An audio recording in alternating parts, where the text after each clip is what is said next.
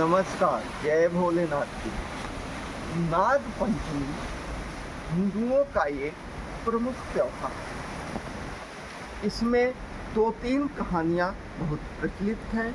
उसको हम आपको सुनाएंगे कि नाग पंचमी क्यों मनाया जाता है, इसका महत्व क्या है, ज्योतिषीय रूप से हम इसको कहाँ रखते हैं, क्यों और किसकी पूजा करनी चाहिए, शिवलिंग पर क्या चढ़ाना चाहिए, कैसे कैसे हम नाग पंचमी को पूजा आराधना करके अपने जीवन को सफल और सुगम बनाते हैं।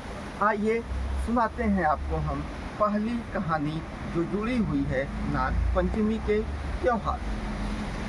पहली कहानी ये है कि राजा परीक्षित को जब नाग ने जस लिया, उनकी मृत्यु हो गई, तो उनके पुत्र राजा जन्मेजय नागों पर बहुत क्रुद्ध हो गए और उन्होंने पूरे सृष्टि से नागों को समाप्त करने के लिए एक यज्ञ का आयोजन किया। यज्ञ का आयोजन होने के बाद ऋषि मुनियों ने क्यों ही यज्ञ प्रारंभ किया, यज्ञ अपनी ऊंचाई पर सफलता की तरफ बढ़ा।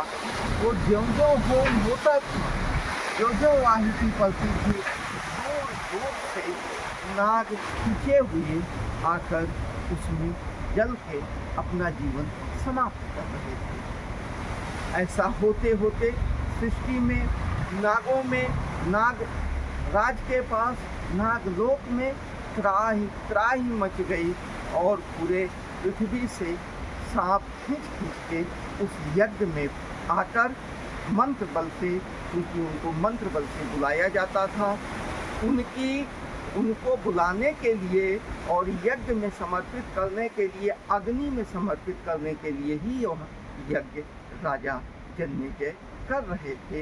इसको जन्मेजय के नाग यज्ञ के बारे में भी माना जाता है, जाना जाता है।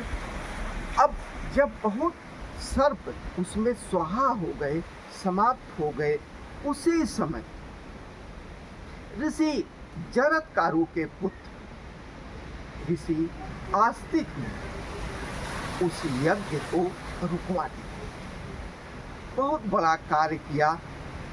नागों के पक्ष में राजा महर्षि ऋषि आस्तिक ने यज्ञ रुकवाने के बाद जो सांप जिंदा थे उनको दूध से नहलाया। इससे नागों को आराम माना जाता है कि जिस दिन ऋषि आस्तिक ने यह कार्य किया, यज्ञ रोका, उस दिन पंचमी की तिथि और उसी समय नाग जब स्वस्थ हो गए तो उन्होंने प्रसन्न होकर आशीर्वाद दिया कि इस दिन, पंचमी के दिन, जो भी व्यक्ति हमको दूध अर्पित करेगा, हमारी प्रार्थना करेगा, हमारा पूजा करेगा, हम उसको और उसके वंश को अभय दान देंगे, कोई नाग उनको नहीं देगा। यह त्योहार श्रावण मास की शुक्ल पक्ष की पंचमी को मनाया जाता है। इस साल 2025 में यह त्योहार 29 जुलाई को मनाया जाएगा। इसका कारण यह है कि 28 जुलाई की रात्रि में लगभग 11 बजे के बाद पंचमी तिथि प्रारंभ हो रही है। क्योंकि हिंदू धर्म में त्योहार को और इस त्योहार को उदया तिथि के आधार पर मनाया जाता है, इस कारण से इस बार यह 29 जुलाई 2025 को श्रावण शुक्ला पंचमी, नाग पंचमी का त्योहार मनाया। तो इस कारण यज्ञ से बचे हुए सांप के आशीर्वाद के कारण, उनकी प्रसन्नता कृपा प्राप्त करने के कारण मनाया जाता है। दूसरी प्रमुख कहानी जो पंचमी के दिन सुनाई जाती है, उसको हम आपको सुनाते हैं। किसी समय एक सेठ थे जिनके पास 7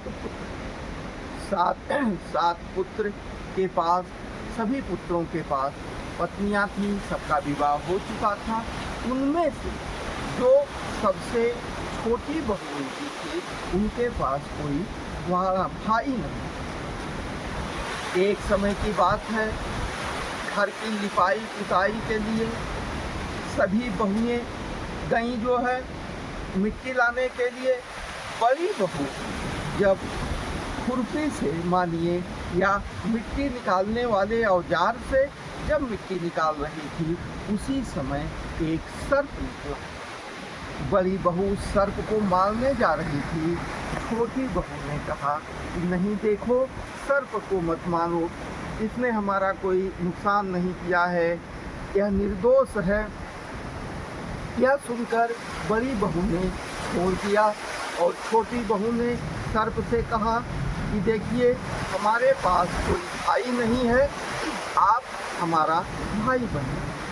सर्प ने इस चीज़ को स्वीकार कर लिया और समय समय पर वह अपनी बहन की सहायता करता। कालांतर में एक दिन वह बहुत ज़्यादा हीरे जवाहरात और सोना चांदी तमाम धन लेके सेठ के यहाँ पहुँचा और कहा कि हमको अपनी बहन से मिलना। सभी लोग जानते थे कि वो छोटी बहू के पास कोई भाई नहीं है, परंतु इन्होंने कहा कि नहीं, मैं उसका चचेरा भाई हूँ जो बहुत दूर रहता था। आज हमको उसकी याद पड़ी तो मैं उससे मिलने चला आया। छोटी बहू आई, वो भी नहीं पहचान पा रही थी। उस व्यक्ति ने कहा कि बैठो, अभी हम तुमको बताएंगे। ने कहा धीरे से कि मैं वही सर्प हूँ जिसको तुमने भाई माना। उसके बाद उसने कहा कि तुम हमारे पास चलो, हमारे घर चलो। तो बहन थी, सर्प भाई बनी गया था, वह चुपचाप अपने भाई के साथ चली गई। कुछ दूर जाने के बाद उस सर्प यौन के मनुष्य ने कहा कि जब तुमको थकावट लगे तो हमारी पूंछ पकड़ लेना। वह सर्प रूपी व्यक्ति उनको अपने लोक में ले गया, नागलोक में गया। वह छोटी बहू सेठ की आश्चर्यचकित थी। पूरा स्वर्ण आभूषण और हर तरह की सुख सुविधाएं उस व्यक्ति के महल में थीं। तो काफ़ी दिन तक वह बहन बन के वहाँ रही। एक दिन की बात है कि उस सर्प की माँ कहीं जा रही थी। उस समय ये सर्प सोया हुआ था। सर्प की माँ ने कहा कि देखो, तुम्हारा भाई सो रहा है, जब यह जग जाए तो तुम इसको ठंडा दूध पिला देना। अब छोटी बहू ठंडे और गर्म के भेद को भूल गई और उसके कारण से उसने उसको गर्म दूध पिला दिया। गर्म दूध पिलाने के बाद जो है और उसका मुंह जल गया। मुंह जल जाने के बाद जो है वह उसकी माँ बहुत क्रोधित हुई। क्रोधित होने के बाद लेकिन सर्प ने उसको समझाया और फिर उनको उसके घर पहुँचा दिया और बहुत ज़्यादा सोने चांदी देवरात के बाद। इस तरह से वो बार बार आते रहे। एक बार उसने जो है उनको एक स्वर्णिम मणियों की माला दिया। मणियों की माला बहुत सुंदर थी। उसकी सुंदरता राजा के पास पहुंची। राजा की रानी ने कहा कि हमको वो हार चाहिए। सेठ जी ने वो हार जो है लाके रानी को दे दिया। उन्होंने अपने भाई को याद किया। भाई ने कहा क्या समस्या है? तो छोटी बहू ने कहा कि हमको बहुत दुख है, तुम ऐसा करो कि जब वह माला रानी के गले में रहे तो सर्प बन जाए और जब हमारे गले में रहे तो मणियों का हार बन जाए। सर्प ने कहा ऐसा ही होगा जैसे रानी पहनती थी और वो सब साफ हो जाता था। रानी चिल्लाने लगती थी और जब ये पहनती थी तो मणियों की स्वर्णिम सुंदर माला हो जाती थी। राजा ने पुनः जो है रानी को इस सेठ को बुलाया, अपनी छोटी बहू को लेकर आओ। छोटी बहू आई और जो है छोटी बहू ने कहा कि देखिए ऐसे ऐसे मामला है और हमको छोड़कर किसी भी व्यक्ति के गले में यह माला जाएगा तो वह सर्प बन जाएगा। इस चीज़ को राजा ने वहाँ भी देखा कि इस छोटी बहू के गले को छोड़कर जिसके भी गले में वो माला जाती थी सर्प बन जाता था। तो इस तरह से राजा ने इस चीज़ को, चमत्कार को मान लिया। छोटी बहू को बहुत सारे धन संसाधन देकर विदा किया। मान्यता यह है कि इस दिन श्रावण शुक्ल पक्ष की पंचमी थी। इसी कारण सांप को महिलाएं अपना भाई मानकर पंचमी के दिन नाग की पूजा करती हैं, सर्प की पूजा करती हैं कि हे सर्प देवता, एक भाई के रूप में हमें हमारा सदैव आप रक्षा करिए, हमारे ऊपर कृपा करिए, हमारे खानदान में, परिवार में किसी के ऊपर अपना प्रकोप ना दिखाइए। इसी तरह से कहानी जुड़ती है कि श्रावण शुक्ला पंचमी के दिन ही जो है कृष्ण भगवान ने कालिया नाग जो जमुना जी को विषैला कर रहा था और उस क्षेत्र में रहने वाले सभी लोगों को पीड़ित कर रहा था, तो जो है उसका अंत किए थे। इस कारण भी इसको मनाया जाता है।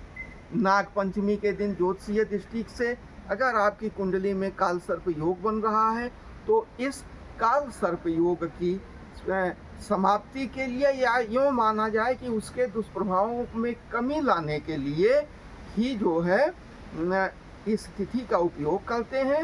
विधि विधान पूर्वक जो है काल सर्प दोष के शांति के लिए पूजा करते हैं, तो इसके दुष्प्रभाव में कमी आ जाती है। इस दिन अगर हम भगवान भोलेनाथ के शिवलिंग पर काले तिल, शहद, गन्ने का रस अगर अर्पित करते हैं तो बहुत शुभ लाभ होता है। अगर हम छोटे नाग का जो है बनवा कर धातु से, आप चांदी के धातु से बनवा सकते हैं, चांदी के धातु से नाग बनवा कर, तांबे के धातु से नाग बनवा कर अगर शिवलिंग पर अर्पित करते हैं तब भी काल सर्प दोष के दुष्प्रभावों में जरूर कमी आती है। इस दिन अगर आप समी के पुष्प को भगवान भोलेनाथ को अर्पित करते हैं तो निश्चित रूप से काल सर्प दोष में कमी आती है।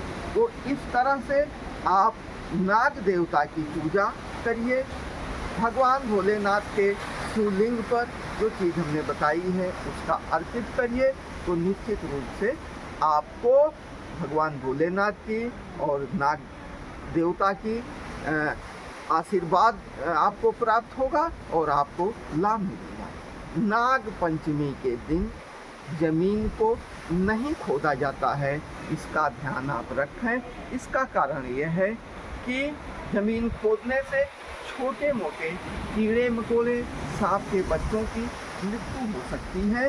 तो निश्चित रूप से साल में एक दिन आपको जमीन नहीं खोदना है।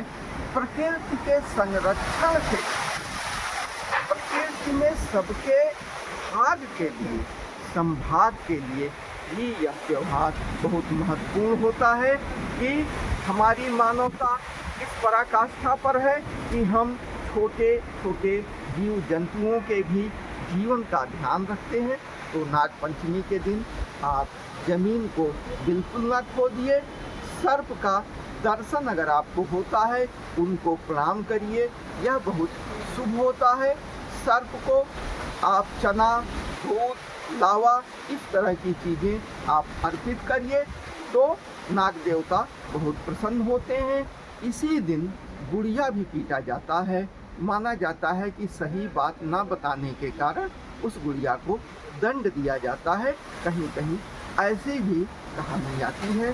तो तमाम तरह की कहानियों के साथ नाग देवता और भगवान भोलेनाथ की आराधना के लिए, प्रकृति के संरक्षण के लिए, आपस में प्रेम भाव बढ़ाने के लिए यह त्यौहार बहुत महत्वपूर्ण होता है। इस त्यौहार में गुजिया, गुलगुला, खीर इस तरह के पकवान बनाए जाते हैं। तमाम जगहों पर ब्राह्मण को आमंत्रित करके उनको भोजन करा के उनका आशीर्वाद भी लिया जाता है। पूरे घर की सफाई होती है और कहीं कहीं घर के चारों तरफ गाय के गोबर से एक गोठाई होती है और माना जाता है कि इस गोठाई करने के बाद, घेरने के बाद हमारा घर सर्पों से, कीड़े मकोड़ों से, नकारात्मक शक्तियों से सुरक्षित रहता है। तो एक ही कहानी नाग पंचमी की 29 जुलाई को आप मनाइए, शिव पूजा करिए, नाग आराधना करिए, प्रकृति का संरक्षण करिए। आप सभी का दिन शुभ हो। अगर इस तरह हमारी जानकारी अच्छी लगी हो, आप हमारे चैनल को सब्सक्राइब करिए, लाइक करिए अपने शुभचिंतकों में शेयर करिए। भविष्य में आपको हम इस तरह की तमाम जानकारियाँ देते रहेंगे। जय भोलेनाथ, हर हर महादेव।